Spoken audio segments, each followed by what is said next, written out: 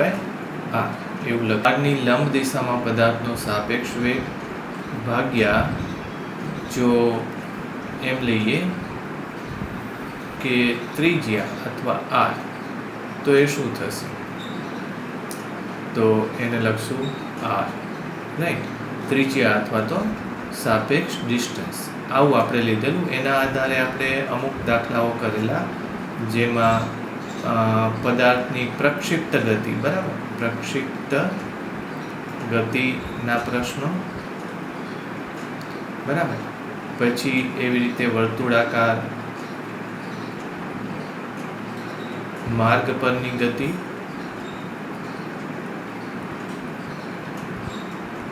આવા પ્રશ્નો પણ થયા હતા, બરાબર. અને આ બંનેમાં પાછી સાપેક્ષ ગતિ એટલે કે અવલોકનકારની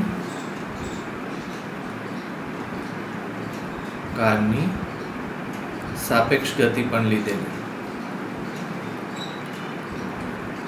બરાબર, આ પણ લીધેલું. એટલે કેલ્ક્યુલેશન થોડી ડિફિકલ્ટ બની જતી હતી. એક હજી પ્રશ્ન આપણે આમાં ઉમેરી દઈએ. એ પ્રશ્ન કેવો છે જોઈએ. એક વર્તુળાકાર માર્ગની અથવા તો કોઈ વ્હીલ લીધેલું હોય, વ્હીલ અથવા તો કોઈ પૈડું કે જે કોઈ સમક્ષિતિજ સપાટી પર ગતિ કરે છે, બરાબર. આવી રીતે કોઈ સમક્ષિતિજ સપાટી છે, એમાં એ વ્હીલ જે છે એનું કેન્દ્ર અમુક વેગથી આગળ વધતું હોય છે, બરાબર. એ કેટલા, આ બિંદુ Q છે, પછી આ બિંદુ R અને આ બિંદુ S. જો ગબડિયા સિવાય લસરે અથવા તો સરકે તો VP, VQ, VR, VS બધાના મૂલ્યો કેટલા થશે? કેન્દ્ર એટલે કે VC જેટલું એનું મૂલ્ય થશે, બરાબર. પણ જો એ સરક્યા સિવાય ગબડે, જો સરક્યા સિવાય ગબડે તો બધાના વેગો જુદા જુદા થાય. એટલે કે આનો વેગ શું થશે? VP શું થાય? તો કે VP શૂન્ય થાય. VR શું થશે? તો કે VR આ દિશામાં ડબલ થઈ જશે, 2VC જેટલો થશે, બરાબર. એ જ રીતે અહીંયા Sની એક ગતિમાર્ગ આ દિશામાં ગતિ આવશે, કેટલી? VC જેટલી. ઉપરાંત એને આ દિશામાં પણ ગતિ થશે VC જેટલી. તો પરિણામી એનો જો સદિશ લેશું તો આ દિશામાં થશે √2VC. ખ્યાલ આવ્યો? એટલે √2VC જેટલો સદિશ થશે. એ જ રીતે જો આની વાત કરીએ તો આ દિશામાં એ VC વેગથી ઝડપથી ગતિ કરશે, આ દિશામાં VC, તો એનો પરિણામી જે સદિશ આવશે એ આ દિશામાં આવશે, એ √2VC, બરાબર. એટલે આમ જોવા જઈએ તો તમામના મૂલ્યો જુદા જુદા થાય છે. VPનું મૂલ્ય કેટલું થાય છે? VP 0 થાય છે. પછી VR કેટલું થાય છે? તો કે VR થાય છે 2VC જેટલું. મૂલ્ય જ લઈએ છીએ આપણે, દિશા નથી લેતા. VQનું મૂલ્ય થશે √2VC અને એ જ મૂલ્ય VRનું પણ થવાનું, પણ બેની દિશા જુદી જુદી આવશે. ઓકે, હવે આને લઈને એક હું ક્વેશ્ચન આમાં આપું છું તમને એઝ હોમવર્ક, બરાબર. તો જો હોમવર્ક તમે લખો આટલું સમજ્યા બાદ, તો ક્વેશ્ચનમાં આપણે આવું લખીએ કે ઓમેગા R અને C લખશું. ઓમેગા R Cના સ્વરૂપમાં, ઓમેગા R Sના સ્વરૂપમાં કે પછી ઓમેગા એસ સીના સ્વરૂપમાં,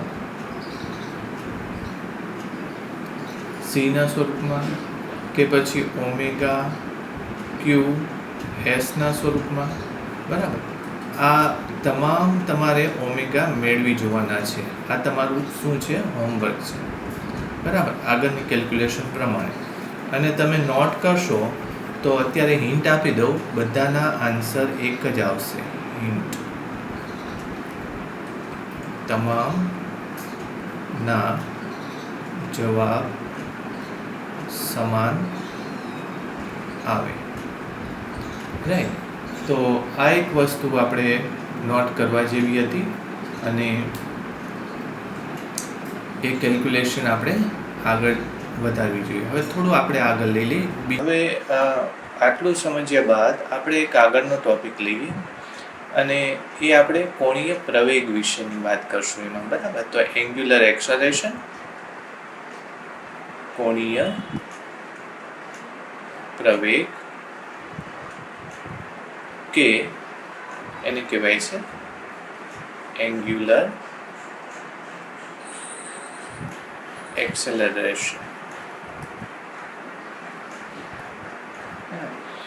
હવે જે રીતે આપણે આગળ વાત કરી છે એ જ વસ્તુ આમાં આવશે કે પ્રવેગ માટે પહેલાં થોડીક વાર મુશ્કેલ લાગશે પણ પછી થોડું ઇઝી પડી જશે. પહેલી વાત તો એ છે કે વી જે છે એમાંથી પ્રવેગ મળતો હશે. વીમાંથી પ્રવેગ મળે. બરાબર. ક્યારે? તો જ્યારે વી બદલાય. વી બદલાવા માટે શું હોવું જોઈએ? તો કે બે વસ્તુ હોવી જોઈએ. કાં તો એની ડિરેક્શન અથવા તો દિશા બદલાય અથવા તો એનું મૂલ્ય બદલાય. હવે આપણે ચાક ગતિની અંદર બે વસ્તુ કરી શકો તમે કે એનું દિશા અને મૂલ્ય કેવી રીતે બદલાય. તો કે ચાક ગતિમાં તો પહેલી વાત તો એ કે કેવો આકાર છે? તો કે વર્તુળાકાર માર્ગ છે. એટલે સૌથી પહેલાં એક આપણે વર્તુળાકાર માર્ગ દોરી લઈએ. આ રીતે ધારો કે એક વર્તુળાકાર માર્ગ છે. હવે એની અંદર એની દિશા બદલવી છે. બરાબર. તો સૌથી પહેલા દિશા ધારી લો કે પદાર્થ પોતે આવા માર્ગ ઉપર ગતિ કરે છે. આ બિંદુ ઉપર હોય ત્યારે પદાર્થનો વેગ આ બાજુ થશે.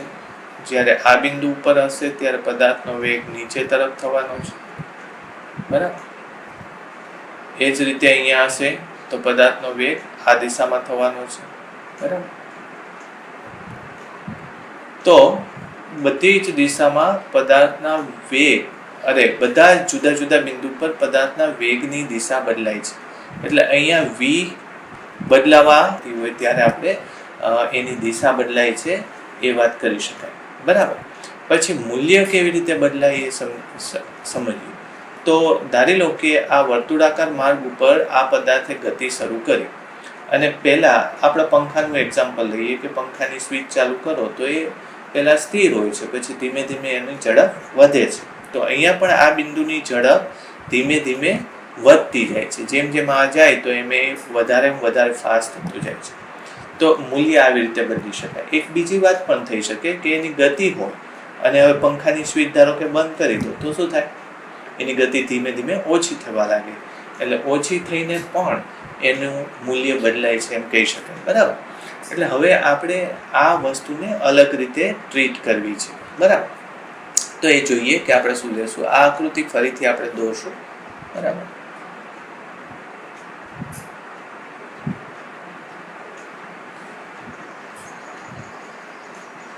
આ વસ્તુ પણ આપણે નોંધી લેવી જોઈએ કે આ બે વેગ બદલવા માટે બે વસ્તુમાં ફેરફાર થવો જરૂરી છે.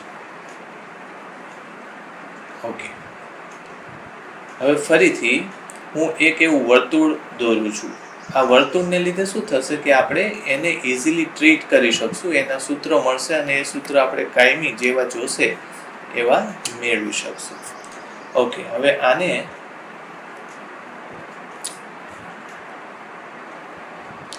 ધારી લો કે કોઈ એક બિંદુ આપણી પાસે છે, એ બિંદુની સાપેક્ષે આની ત્રિજ્યા આપણે r લેશું. સમજો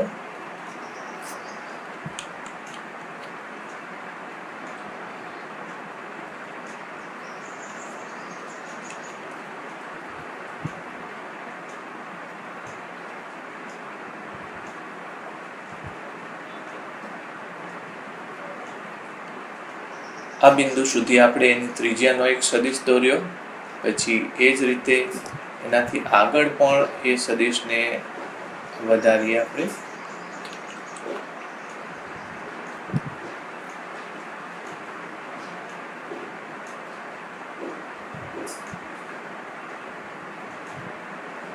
ઓકે, આ આપણું મૂળ બિંદુ છે કે જે ચાર્જ ગતિ કરે છે, આ એનું કેન્દ્ર છે. હવે એના પરસ્પર બે ઘટકો લઈએ, આને આપણે ત્રિજ્યા સદિશ કહીએ. જો ત્રિજ્યા સદિશ કહેશો તો r, જો આને હું તીરની નિશાની આપું તો એને આપણે શું લખશું? r સદિશ લખશું. r સદિશની દિશામાં એક બીજો સદિશ છે, એને આપણે er એકમ સદિશ એવું નામ આપશું. અને હજુ એક સદિશ આ દિશામાં પણ લઈએ, એ પછી તમને ખબર પડશે કે શા માટે આપણે આ દિશામાં એ સદિશ લીધેલો છે. બરાબર?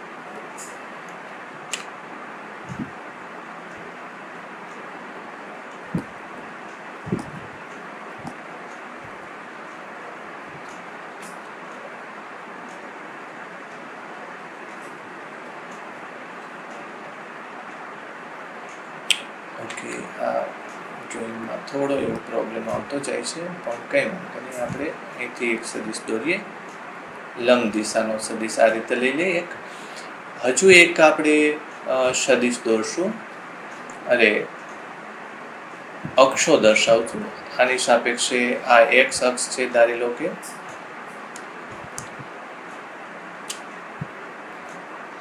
ઓકે, આને આપણે શું કહેશું? આ એક્સ અક્ષ છે. ધારી લો કે આ ખૂણો છે થીટા, એક્સ અક્ષ સાથેનો ખૂણો છે થીટા. તો આ બિંદુના યામ શું થશે? એ બિંદુને આપણે પી ક્યુ કહી શકશું. તો એ બિંદુના યામ શું થશે? તો કે r cos થીટા અને r sin થીટા, આવા એના યામ થશે. આ દિશાનો એકમ સદિશ આપણે લખશું e t. t એટલે ટેન્જેન્શિયલ. ટેન્જેન્શિયલ એટલે આ સ્પર્શકની દિશાનો એકમ સદિશ છે, અને આ ત્રિજ્યાની દિશાનો એકમ સદિશ છે. ઓકે, હવે આ બંને એકમ સદિશો આપણે મેળવવા છે. આને ઘણી રીતે કરી શકાય. જો તમે ધારી લો કે r સદિશ લખો તો r સદિશ શું થશે? r સદિશ બરાબર r cos theta i caret r sin theta j caret. હવે એનો એકમ સદિશ લઈએ. એ એકમ સદિશને આપણે શું નામ આપ્યું છે? r એકમ સદિશ નામ આપ્યું છે. તો શું થશે? r સદિશ ભાગ્યા r સદિશ. તો હું સીધું જ લખું તો એ શું થશે? cos theta i plus sin theta j, આવું થશે નહીં? હવે આના આધારે એક વસ્તુ નોટ કરી શકીએ. આપણે નોંધ લખીએ, કોઈ પણ દિશાનો એકમ સદિશ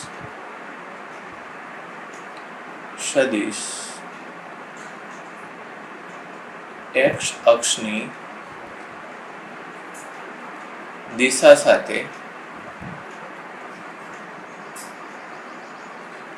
થીટા કોણ બનાવે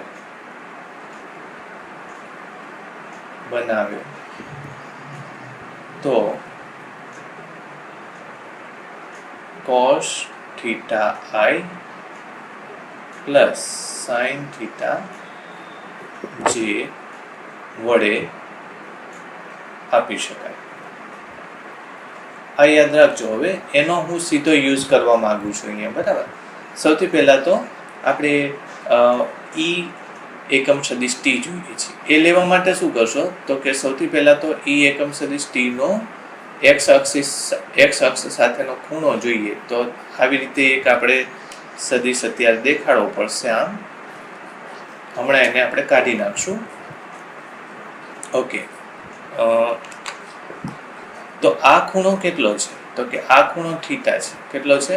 થીટા. અને આ ખૂણો કેટલો છે? 90 છે. તો એક્સ અક્ષ સાથે ઈટી નો ખૂણો કુલ કેટલો થયો તો કે ઈટી એકમ સદિશનો ખૂણો 90 પ્લસ થીટા થાય છે. બરાબર.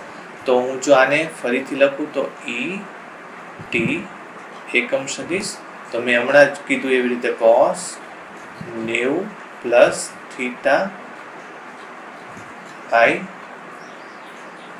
sin 90 પ્લસ થીટા છે. આવી રીતે થશે. તો આને જો હું ફરીથી લખું તો આ શું થશે? Minus sine theta i plus cos theta j. તો એક સદિશ આપણને આવો મળે છે. બરાબર. અને બીજો સદિશ આપણને આવો મળે છે.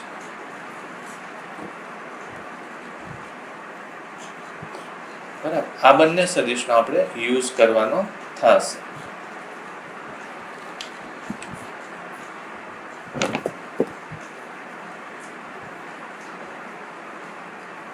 રાઈટ. ઓકે, હવે આટલો આપણે એક નોંધ તરીકે લેવાનું રહેશે.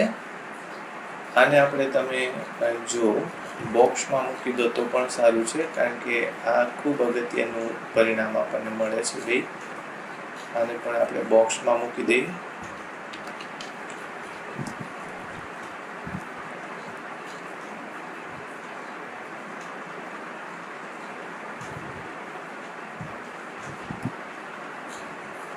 ઓકે, હવે આનો આપણે યુઝ કરવાનો રહેશે. પહેલા તો આપણે આર એકમ સદિશ જે આ હતું એ સૂત્રનું હવે હું શું કરું? વિકલન કરું. બરાબર. તો આર નું વિકલન શું આપશે મને? વી આપશે. તો v બરાબર r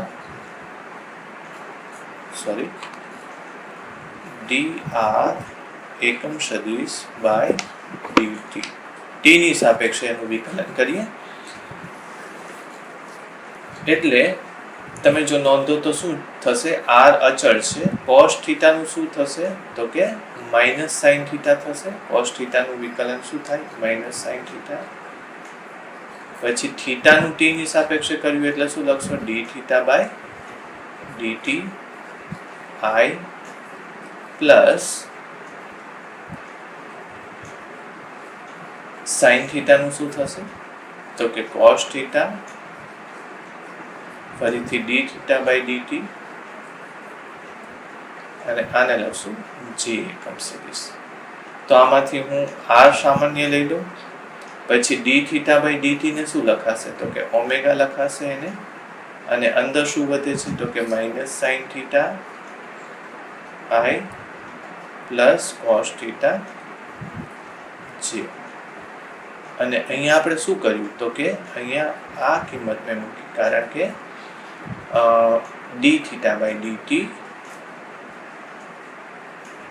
ની કિંમત મેં કોણીય વેગ તરીકે મૂકી દીધી. રાઈટ.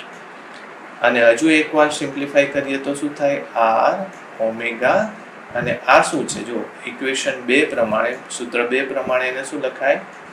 ઈ ટી એકમ સદિશ. શેના આધારે મેં આવું લખ્યું? સમીકરણ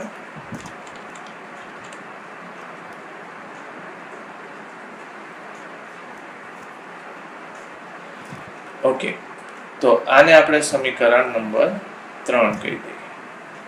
ઓકે. એટલે વી જે દિશા છે એ કઈ દિશામાં આવે છે તો કે ઈટી એટલે કે સ્પર્શકની દિશામાં. અને એ ખબર છે આપણને કે ચાક ગતિ કરતી કોઈ પણ વસ્તુ હોય તો એમાં વી ની દિશા કઈ દિશા હોય છે? સ્પર્શકની દિશા હોય છે. બરાબર. ઓકે, હવે આપણે આગળના પેજમાં જતા રહીએ.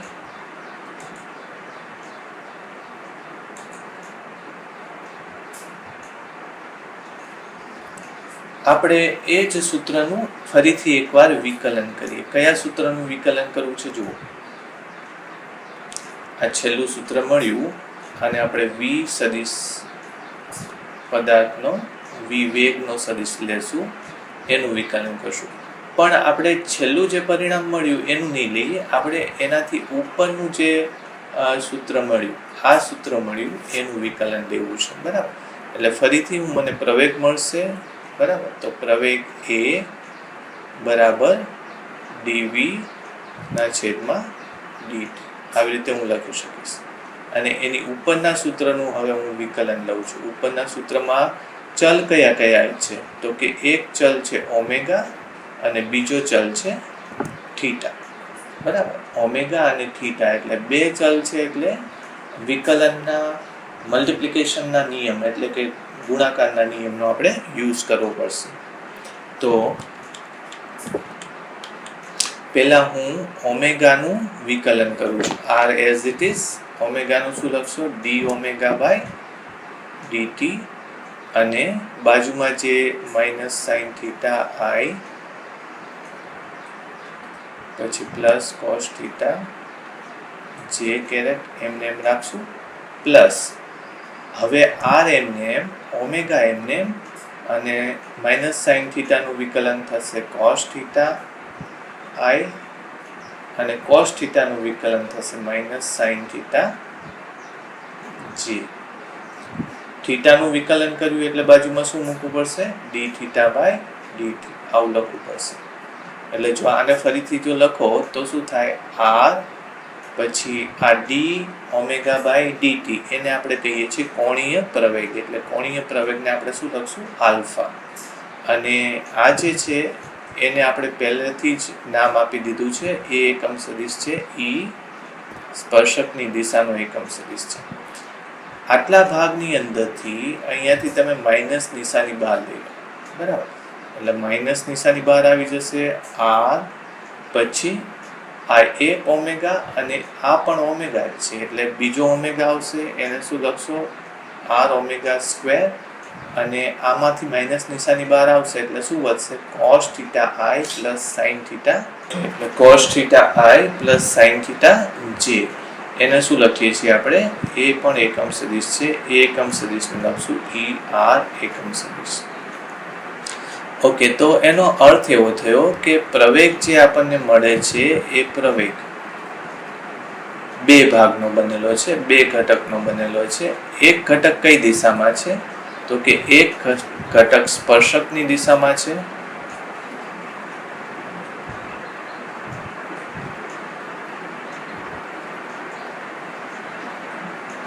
અને બીજો ઘટક છે ત્રિજ્યાની વિરુદ્ધ દિશામાં અથવા ત્રિજ્યાની દિશામાં.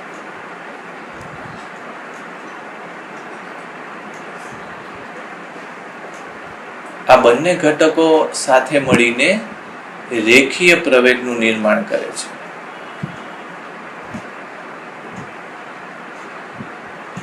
હવે એને આપણે એકવાર ઇન્ડિકેટ વ્યવસ્થિત રીતે કરી નાખીએ.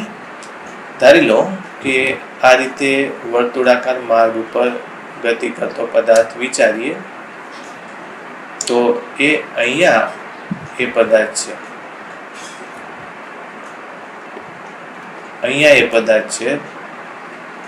તો એના બે પ્રવેગ આવ્યા. એ બંને પ્રવેગ કઈ કઈ બાજુ છે? તો કે એક પ્રવેગ છે ત્રિજ્યાની દિશામાં. ત્રિજ્યાની દિશામાં એટલે એ બંનેને જોડો તો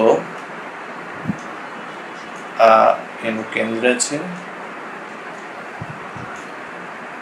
એને જોડતી દિશામાંનો આ પ્રવેગ લેશું. એક પ્રવેગ આ દિશામાં છે અને બીજો એક પ્રવેગ આ દિશામાં છે.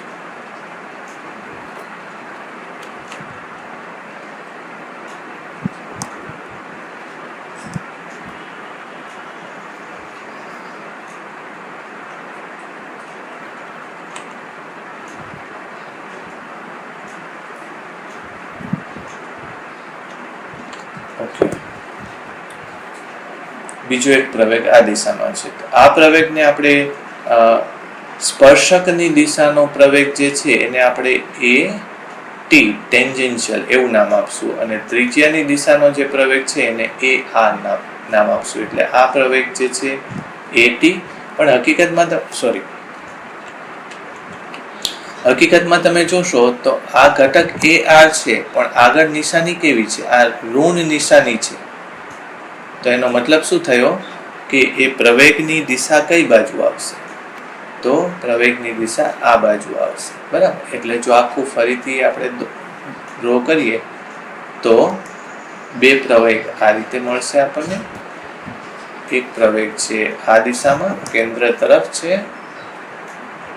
અને બીજો પ્રવેગ છે સ્પર્શકની દિશામાં. આ પ્રવેગને આપણે શું કહેશું? તો કે આ પ્રવેગને કહેશું એ આર, અને આ પ્રવેગને શું કહેશું? એ ટી પ્રવેગ. યાદ રાખજો. એટલે હંમેશા વર્તુળાકાર ગતિ અથવા તો ચાક ગતિ કરતા પદાર્થમાં બે પ્રવેગ હોય છે. એક ત્રિજ્યાની દિશામાં ત્રિજ્યાવર્તી પ્રવેગ, અને આને સ્પર્શકીય પ્રવેગ કહેશું. સ્પર્શકીય પ્રવેગ, ટેન્જેન્શિયલ કમ્પોનન્ટ. બરાબર.